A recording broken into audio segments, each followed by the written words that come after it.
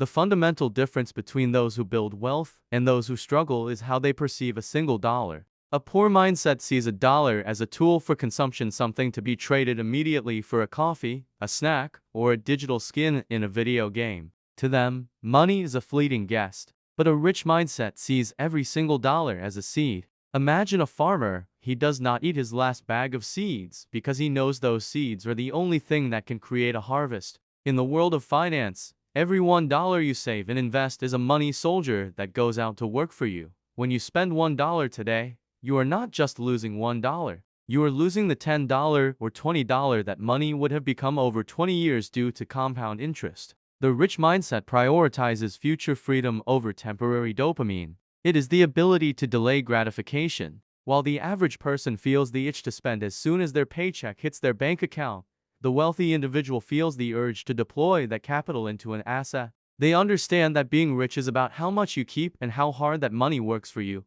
not how much you spend to look successful. If you want to change your bank account, you must first change your definition of what a dollar actually is. It is not a coupon for a purchase. It is a brick in the foundation of your future empire. The middle class and the poor often get trapped in a cycle of buying liabilities that they mistake for assets. A liability is anything that takes money out of your pocket every month: the high-interest car loan, the designer clothes bought on credit, or the latest smartphone. A rich mindset is obsessed with assets. An asset is something that puts money into your pocket while you sleep. This could be stocks that pay a dividend of 5%, a rental property, or a business that runs without your physical presence. The poor mindset works for money, while the rich mindset has money work for them. Most people spend their lives climbing the corporate ladder to increase their salary, only to immediately increase their lifestyle expenses. This is the rat race. They buy a bigger house, which leads to a bigger mortgage, higher utility bills, and more property taxes.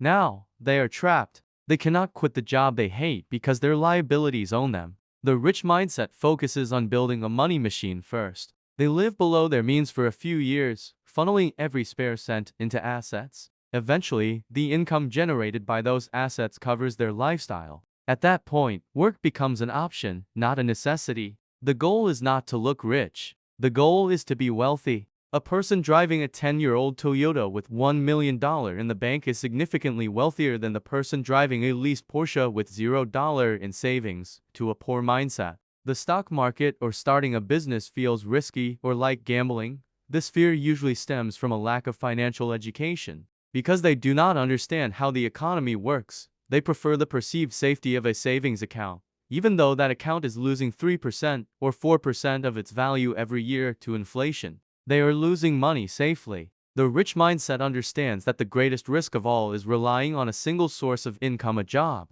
If that job disappears, their entire world collapses. The wealthy view risk differently. They manage risk through education and diversification. They do not just buy stocks. They study the companies, understand the price-to-earnings ratio, and look at long-term growth. They invest in themselves first because they know their brain is the highest-yielding asset they own. If you give a poor mindset $10,000, they will likely return with a new TV and a used car. If you give a rich mindset $10,000, they will return with a business plan and a diversified portfolio. The difference is not the money. It is the information behind the eyes. To move from a poor mindset to a rich one, you must stop being afraid of the market and start being afraid of staying exactly where you are. Knowledge is the ultimate hedge against risk. When you know how the game is played, you stop guessing and start calculating. Language is a powerful programmer of the human brain. The poor mindset constantly uses the phrase, "I cannot afford it."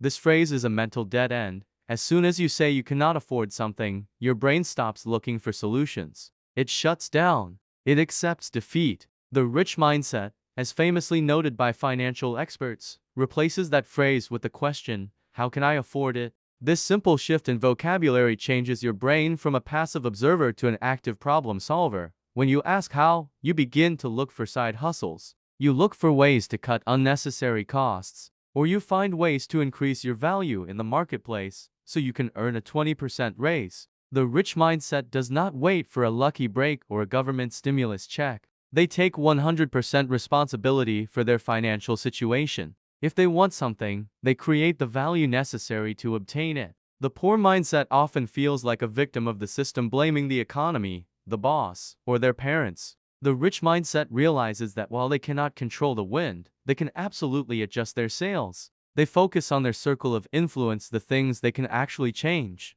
By shifting your internal dialogue from I cannot to how can I, you unlock a level of creativity and drive that most people never experience. You stop looking for excuses and start looking for exits from the cycle of poverty.